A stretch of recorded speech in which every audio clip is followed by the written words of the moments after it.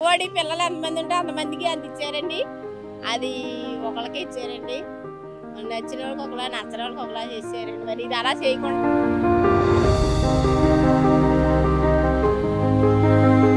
అసలు పరిపాలన అయితే బాగానే ఉందండి. పరిపాలన తప్పేమని మనం అనలేము.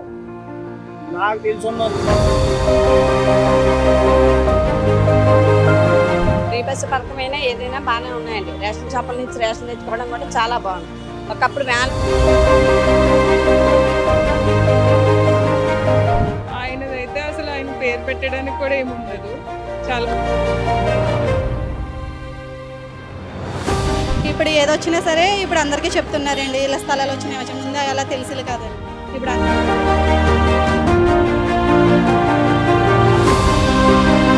అక్కడే కదండి, అక్కడ కూడా బాగానే చూసుకుంటున్నారు.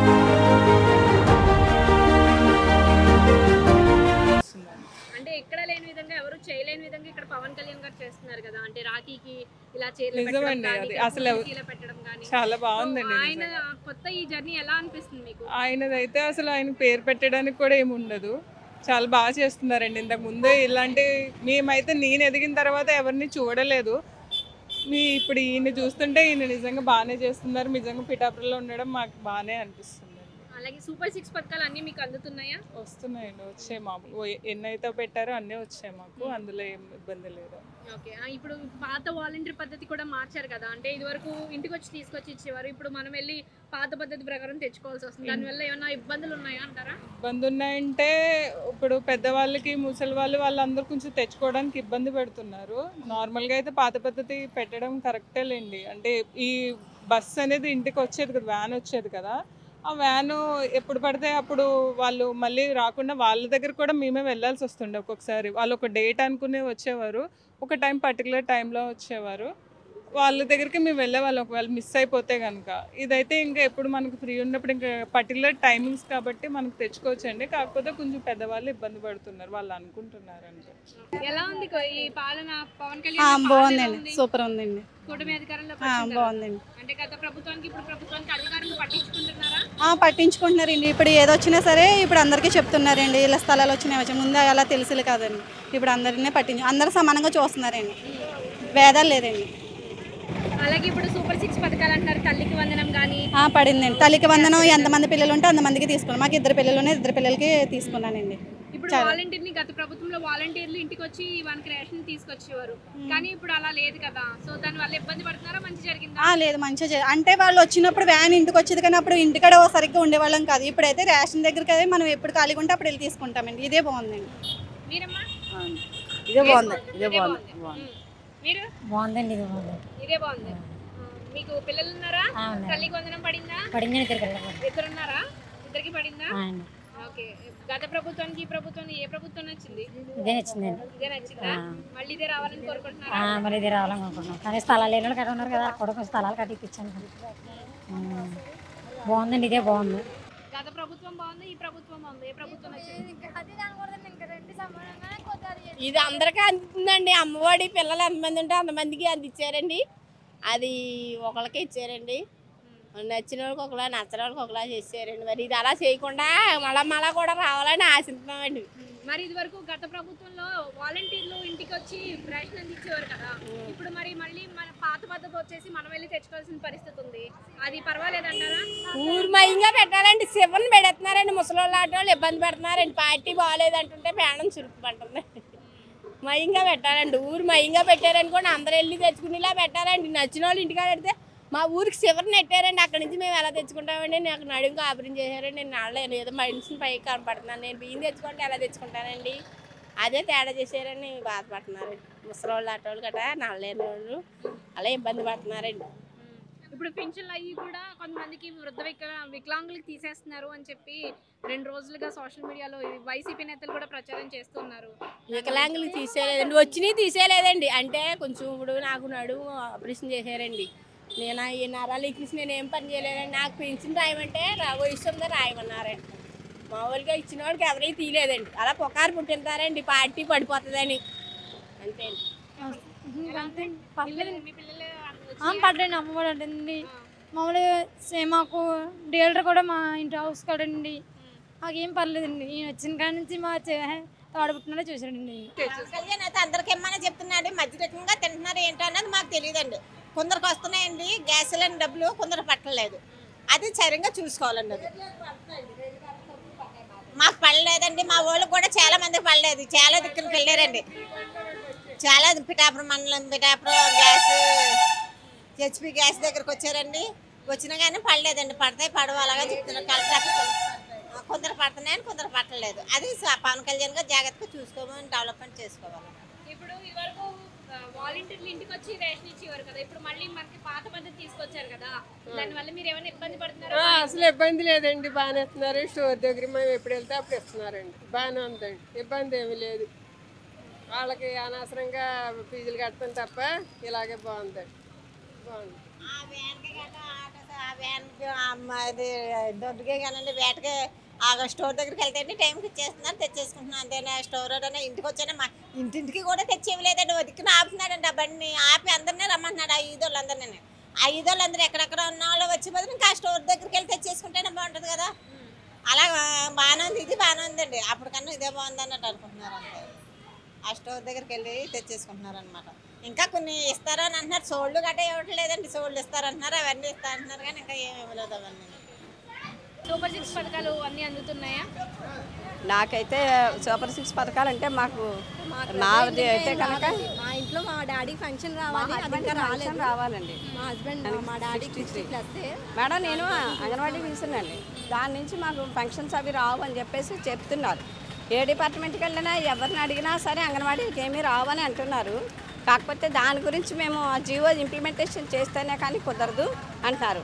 మిగిలిన ప్రజలకు ఎలా అయితే ఇస్తున్నారు అంగన్వాడీ టీచర్కి 11,000 జీతంతో నేను పెంచాలి.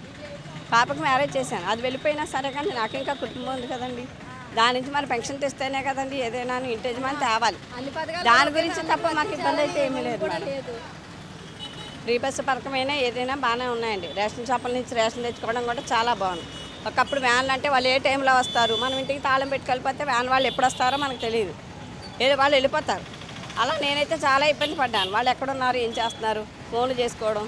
మాకు మేమే ఇబ్బంది పడ్డామంటే మాకు లాంటి వాళ్ళం ఆర్డినరీ జనాలు ఎలా ఇబ్బంది పడతారండి అలాంటి వాటి వల్ల. కానీ ప్రజెంట్ అయితే బాగానే ఉంది మేడం. పవన్ కళ్యాణ్ చాలామంది సందేహిస్తారు. ముందు ఎలా జరుగుతుందో చెప్పలేం కానీ ఇప్పుడు మటుకు ప్రభుత్వం బాగుంది, చాలా బాగుంది. అన్ని చేస్తున్నారా? పనులన్నీను అన్ని చేస్తారు, పథకాలన్నీ అందుతున్నాయా? అన్నీ. కానీ ఇంకోటి ఆరోగ్యం శ్రీ అన్నదే కొంచెం పేదలకి ఉందంటే కొంచెం చర్య వచ్చి చేస్తే అది బాగుంటుంది. ఈ విషయం పవన్ కళ్యాణ్ కూడా చెప్పలేదు. మీకు పెన్షన్ అది అందుతుందా? పెన్షన్ అది పింఛన్ అందుతుందా? ఉంటుంది. ప్రభుత్వంలో తేడా ఏమీ లేదు. కొంచెం ఆరోగ్యశ్రీ గురించి చర్య వచ్చి చేస్తే బాగుంటుంది. ఇప్పుడు మాలో పెద్ద విషయాలను ఆఫీస్ వస్తుంది, ఇక ఏ వస్తున్నాయి వెళ్తాం. అది అంతకంటే కాదు బాబులు ఏం కనుక్కోండి. అది అమ్మ అని అన్నది తప్పు కాదు. పవన్ కళ్యాణ్ గారి పాలన ఎలా ఉంది? బాగుందండి. అన్నీ మా గ్యాస్ అన్నీ బాగానే ఉన్నాయి. సూపర్ 6 పథకాలు అన్నీ వస్తున్నాయా? వస్తుందండి. మా పిల్లలు పెద్దలు కదా, ఇంకేమి రావు, కాలేజీలు అయిపోయాయి. గవర్నమెంట్ ఎలా ఉంది? బాగానే ఉందండి. ఈ పిఠాపురం నియోజకవర్గంలో పవన్ కళ్యాణ్ గారి పాలన ఎలా ఉంది? చాలా బాగుందండి. చాలా సంతోషం, లేడీస్కి చాలా హ్యాపీగా ఫీల్ అవుతున్నాం. ఓకే, ఎలాంటి అభివృద్ధి అన్నది ఏమైనా కనిపిస్తుందా? బాగుందండి, అంతా బాగా చేస్తున్నారు. లేడీస్ చాలా హ్యాపీగా ఉన్నారు. అంటే లేడీస్ అంటున్నారు, లేడీస్ ఒకళ్ళే హ్యాపీ అవుతున్నారా? మాకైతే ఎక్కువ లేడీస్ హ్యాపీ, చాలా సంతోషం. చాలా బాగా చూసుకుంటున్నారని అంటున్నారు. అక్కడే కదండి, ఎక్కడ కూడా బాగానే చూసుకుంటున్నారండి. అన్ని చోట్ల బాగానే చూసుకుంటున్నారు.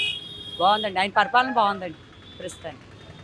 ఇప్పుడు అన్ని పథకాలు అందుతున్నాయా? సూపర్ 6 పథకాలు అందిన వాళ్ళు అందరికీ బాగానే ఉన్నాయండి.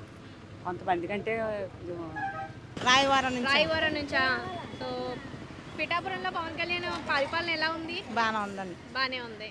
గత ప్రభుత్వం మీదకి ఇప్పుడు ప్రభుత్వం మీదకి ఏ ప్రభుత్వం నచ్చింది మీకు? ఇప్పుడే బాగుందండి. ఇప్పుడే బాగుందా? ఆయన పాలన బాగుందా? బాగుందండి, చాలా బాగుంది. పెన్షన్లు అన్ని అందుతున్నాయా? నాగా పింఛన్ రాలేదులేండి. ఏ ఏం చెప్తామండి, నాకు భూమి ఏం కాదండి. చెప్పమ్మా. కుర్రాళ్ళకి ఏదో ఉద్యోగం వచ్చిందని తీసేసారండి. అయినా తీసేసాడండి, ఇవ్వలేదండి. అంతే అండి. బాగుందా పిఠాపురం నియోజకవర్గంలో పవన్ కళ్యాణ్ పాలన బాగుందా? బాగుందండి. ఏమండి మాకు బాగా చేస్తున్నారు ఆయన అయితే. చిన్నరాజప్పుడు కూడా బాగా బాగానే ఉంటుంది పెద్దాపురం మండలం కూడా. మా మండలం పవన్ కళ్యాణ్ కూడా బాగా చేస్తారు. ఇంకా ఇంకా బాగా చేయాలని మేము అనుకుంటున్నాం, కోరుకుంటున్నాం. పరిపాలన బాగుందా? బాగుందండి, బాగుందండి. సూపర్ 6 పథకాలన్నీ అందుతున్నాయి. అంతేండి, బాగుందండి. ఇంట్లో ఎంతమంది పిల్లలు ఉంటే అంతమంది పిల్లలకి డబ్బులు వేసారండి. బాగుందండి, అతని పరిపాలన బాగుందండి. వర్మ గారు అందుబాటులో ఉంటారు అందరికి? ఉంటున్నారండి, అందుబాటులో ఉంటున్నారండి. ఎలా ఉంది ఇక్కడ పిఠాపురంలో పవన్ కళ్యాణ్ గారి పాలన ఎలా ఉంది? బాగుందండి. యాక్చువల్గా అయితే పిఠాపురం కాదు, కానీ బాగుంది. ఎందుకంటే ఆయన పరిపాలన అయితే బాగుంది. ఎలా ఉంది పవన్ కళ్యాణ్ గారి పాలన ఎలా ఉంది? బాగుందండి, అభివృద్ధి కూడా జరుగుతుందండి. రోడ్లన్నీ పెట్టాయని. సూపర్ 6 పథకాలు అన్నీ అందుతున్నాయా? మొత్తం.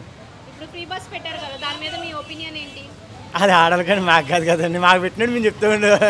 అదే ఆడవాళ్ళకి పెట్టారు, ఆడవాళ్ళకి యూస్ఫుల్ అయ్యే పథకమేనా అని. ఆడవాళ్ళకి యూస్ఫుల్ అనేది.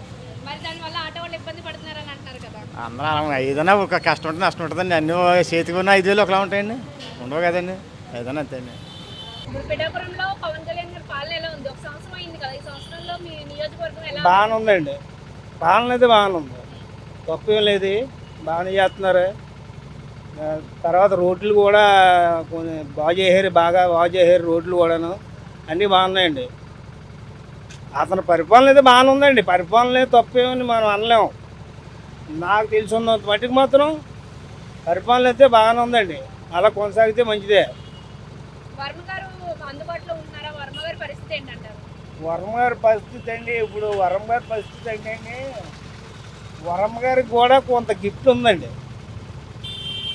వరం గారికి కూడా గిఫ్ట్ ఉంది, వరం గారిని కూడా తీసేక్కర్లేదండి. ఆయన కూడా పని చేశారు, తర్వాత ఎవరైనా కష్టాల్లో ఉన్న ఆదుకోవడం ఇవన్నీ కూడా ఆయన కూడా బాగా చేశారు.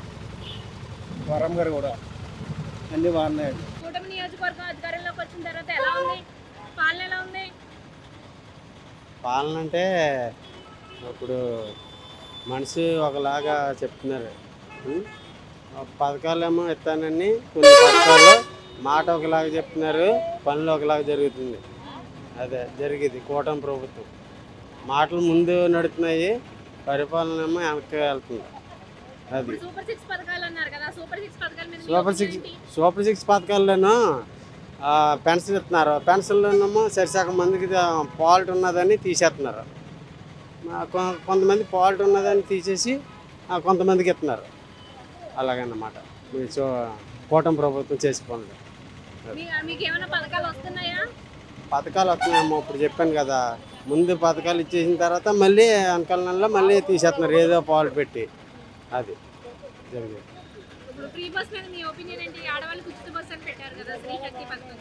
ఆడవాళ్ళు ఉచిత బస్సు అంటే మన జిల్లా అంతా తిరుగుతుంది.